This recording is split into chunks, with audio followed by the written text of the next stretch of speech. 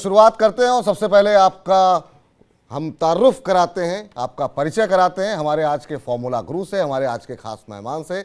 हमारे साथ संतोष कुमार सिंह जी जुड़ चुके हैं, सीनियर मैनेजर फॉर्च्यून ग्लोबल के। संतोष जी, बहुत बहुत स्वागत है आपका। धन्यवाद Vipul ji, thank you for having me here. जी संतोष जी, पहला सवाल तो यही कि लगातार हम देख रहे हैं एफआईज की तरफ से बिकवाली हो रही है, बाजार भारी उतार चढ़ाव है और लंबे अरसे बाद ये हफ्ता थोड़ी सी राहत लेकर के आया है, जहां हमने देखा कि थोड़ा सेंसेक्स निफ्टी में रिकवरी देखने को मिली है। आगे की दिशा यहाँ से आप बाजार की क्या देख रहे हैं? क्या बाजार में हम ये मान के चलें, बहुत लोग जो कह रहे हैं कि बेयर मार्केट जो है अब शुरू हो चुका है, ये जो रैली देखने को मिली इस हफ्ते, इसे बियर मार्केट रैली मानेंगे या आपको लगता है कि अभी बाजार में अपॉर्चुनिटी है और इसे बियर मार्केट कहना ठीक नहीं होगा? अगर आप कहें कि टेक्निकल के लिहाज से कहें तो उसमें बहुत सारी चीज़ें आपको दिख रही हैं कि मिड कैप में काफ़ी बड़ा महम हुआ है और 40% के आसपास और सारे मिड कैप में के भाव टूटे हैं, तो उस लिहाज से लगता तो है डरावना सा। लेकिन अगर इंडेक्स पे देखें तो अभी वो सिग्नल्स नहीं है। इंडेक्स जहां तक की बात है कि पिछले जो बॉटम थे 15,700 के आसपास, उसको अभी भी रेस्पेक्ट कर रहा है और वहां से ऊपर की तरफ है। कहाँ से तेजी आ सकती है, तो मुझे लग रहा है कि 16,300 के ऊपर अगर डिसाइसिवली मार्केट क्लोज होता है तो एक अच्छी रैली देखने को मिल सकती है। सबसे बड़ी चिंताएं जो मार्केट में हैं और पूरी दुनिया के बाजारों में हैं, जो कि एफआईआई जिसके कारण कि अपने पोर्टफोलियो को रीअलाइन कर रहे हैं, वो इन्फ्लेशन जैसी चिंताएं हैं। और इन्फ्लेशन बहुत दिनों तक शायद रह जाए, इसकी चिंता और ज्यादा है, जिसके कारण कि सेंट्रल बैंकर्स भी इंटरेस्ट रेट जो है बढ़ाए जा रहे हैं और बहुत स्पीड के साथ बढ़ाए जा रहे हैं। कह रहे हैं कि आने वाले दिनों में अगर ये सारी चीजें रहीं तो इंटरेस्ट रेट बढ़ सकते हैं, जिसके फलस्वरूप आप देखेंगे कि कॉस्ट ऑफ कैपिटल पूरे मार्केट का बढ़ सकता है और प्रॉफिटेबिलिटी घट सकती है, जिसके कारण कि हमको बाजार में एक दबाव देखने को मिला है। लेकिन मुझे लगता है कि शायद जब तक यूक्रेन और रशिया की जो वॉर है लाइक सिचुएशन बनी रहेगी, तब तक ये चिंताएं हैं। अगर जैसे ही ये सारी चीजें हटती हैं तो आपको जो सप्लाई चेन जो डिस्ट्रप्शन है वो खत्म हो सकता है और फिर से हम एक अच्छी तेजी की तरफ बढ़ सकते हैं। करें क्या इस समय बाजार में? लोग अब ये जानना चाह रहे हैं कि मतलब अब तमाम जो चिंताएं हैं वो बनी हुई हैं, ऐसे में बाजार से दूरी बना लें या मौके तलाश करते रहें? ये कुछ लेवल्स जो इंपॉर्टेंट है वो जरा आप बता दीजिए हमारे दर्शकों के लिए। देखिए, मौका हमेशा तलाश करनी चाहिए और कहते हैं कि जब बरसात हो तभी आपको अपने बीज लगाने चाहिए, ताकि आप जो है उसको अच्छी तरह से हार्वेस्ट कर सकें हार्वेस्टिंग सीजन्स में। तो बरसात के समय यही मौका होता है कि जब को आपको बहुत ही डिस्काउंट पे चीजें मिल रही होती हैं, तो आपको चुनिंदा शेयर्स इसी जगह लगाने चाहिए। बढ़े हुए भाव पे आप ज्यादा मुनाफा नहीं कमा सकते हैं।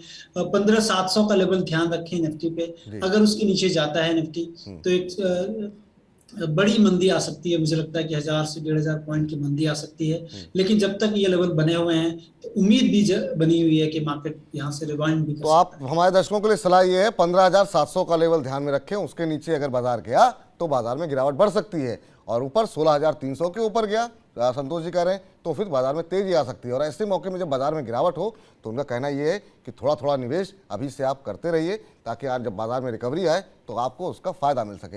एक बहुत महत्वपूर्ण सवाल बहुत संक्षेप में जानना चाहेंगे कि एफआईज की तरफ से जो लगातार बिकवाली देखने को मिली है और करीब 2 लाख करोड़ की बिकवाली हमने देखा अक्टूबर से लेकर के मई तक देखने को मिली है, ये वापस कैसे आएंगे एफआईज? क्योंकि ब्याज दरें बढ़ रही हैं, लोग बॉन्ड मार्केट में पैसा लगा रहे हैं, उम्मीद करें एफआईज के आने की?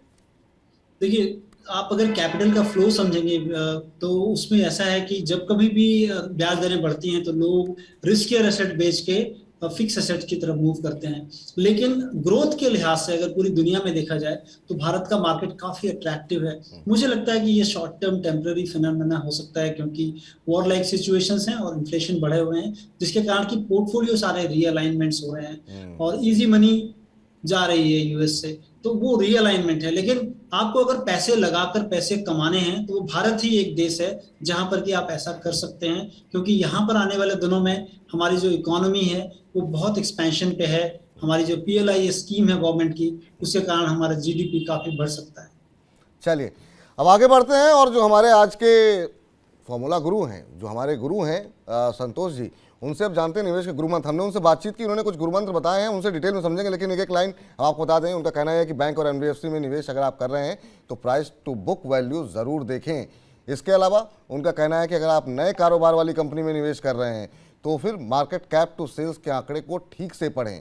और क्या कुछ कहना है उनका कहना है कि निवेश से पहले ये ज़रूर देख लें कि प्रमोटर्स की हिस्सेदारी क्या है, अगर वो कम हो रही है तो चिंता की बात हो सकती है। इन तमाम मंत्रा को जो है डिटेल में समझते हैं संतोष जी से।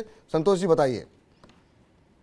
देखिए, सबसे पहले निवेश करने के पहले हम देखते हैं कि कंपनी का जो रिटर्न ऑन इन्वेस्टेड कैपिटल है वो जो weighted average cost of capital से ज्यादा होना चाहिए। मतलब हमने अगर कोई भी कैपिटल अपने बिजनेस में लगाया है, वो कैपिटल का जो कॉस्ट है, हम जो बिजनेस कर रहे हैं वहां से जो रिटर्न आ रहा है हमेशा has to be greater than the cost of capital. ये अगर आप देखेंगे पूरे 5000 जो लिस्टेड कंपनियां हैं, बहुत ही चुनिंदा कंपनियां हैं, कह लें कि 1000 से भी कम कंपनियां होंगी जहां पर की return on invested capital greater than weighted average cost of capital है।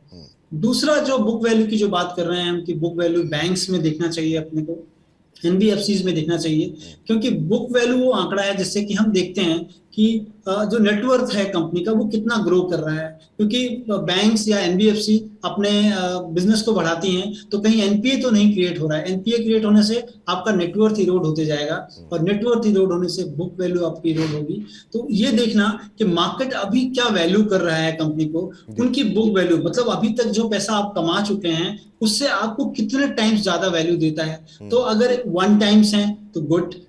उसके बाद आपको ग्रोथ भी देखनी चाहिए कि ग्रोथ कितनी है, और अच्छी कंपनियां या प्राइवेट कंपनियों को देखें तो हमेशा 2 से लेके 4 के बीच में अपने बुक वैल्यू पे ट्रेड होती हैं।